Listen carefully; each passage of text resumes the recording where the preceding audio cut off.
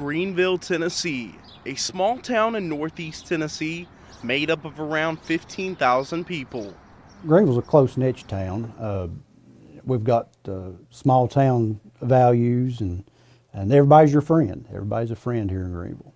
Which is why what happened March 23, 2014 left many residents in shock. It was a cool day, and it was drizzling a little rain. I haven't had a rain mist going on that morning. Lieutenant Eddie Key with the Greenville Police Department was on patrol around 9 a.m.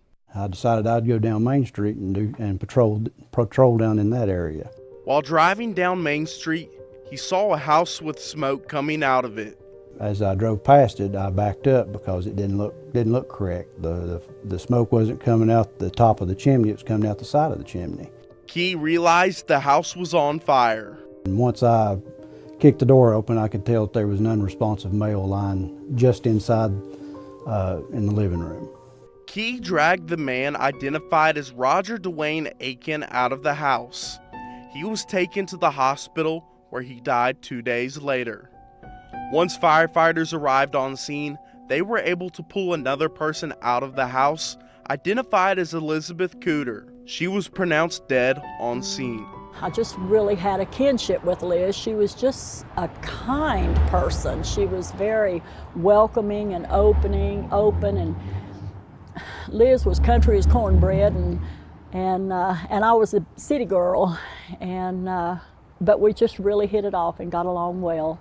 Family members like Donna Brown say, "She was always there for you." Liz babysat Donna's daughter, Michelle Gruber, as a child. She never had any kids of her own, but seems like she was always there to take care of kids around her. Helen Mathis moved to Greenville as a teenager, where Liz became like a mom to her.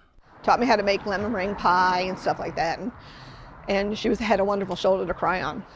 Kind heart to everybody, Soft-spoken, spoke nice to people, never was angry or anything like that. Which is why when police started investigating the fire, the family couldn't believe what they discovered. It was just total, complete shock that something like that could happen to somebody like her. We believe it's targeted and is a double homicide. The fact is that if Eddie Key hadn't been doing some good police work, we may have just thought this to be an accidental fire at that time. What Key had noticed when he pulled Aiken out of the home was there was blood around Aiken's head area. It was determined that the two victims had blunt force trauma, and that the fire was there, and then accelerant was detected later on, so we know that the fire was set. Special Agent Chris Wilhoit with the Tennessee Bureau of Investigation is leading the case. Agent Wilhoit says the investigation took off at the beginning. And we've had a number of suspects, quite a few suspects, just because of the location, because of the people that were acquainted with the two victims. We've had numerous suspects, numerous interviews that we've done, but it's grown cold. We've felt like that we've exhausted about anything that's been presented to us, but we're always looking for something else to get a hold of, another rock to turn over. He adds, the fire has made the investigation difficult. Even then and even now, a fire will cause problems that will help us, or that will actually keep us from, moving through a case. And that's the case in this one. March 23rd, 2024 will mark 10 years since the crime occurred. Nobody deserves to go through what Liz went through. Somebody has to know something. And it is frustrating that it's been so long. Liz's family says it's been challenging having no answers. To this day, Mathis still visits Liz's gravesite to take care of her headstone and lay flowers. It gives me a little bit of peace. And I go there and I talk to her and let her know how much I miss her. and miss her loves. I miss her hugs.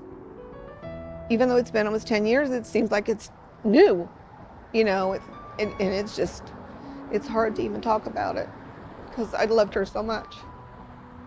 A vacant lot now sits where the house once stood here along West Main Street almost 10 years ago. It's one of the most busiest traffic streets inside the town, and authorities say they hope somebody traveling that road the day this crime occurred could hold the answers that moves this case forward. We feel like that there may be somebody out there that may know something, and if at all possible, I mean, we'd like to hear from them.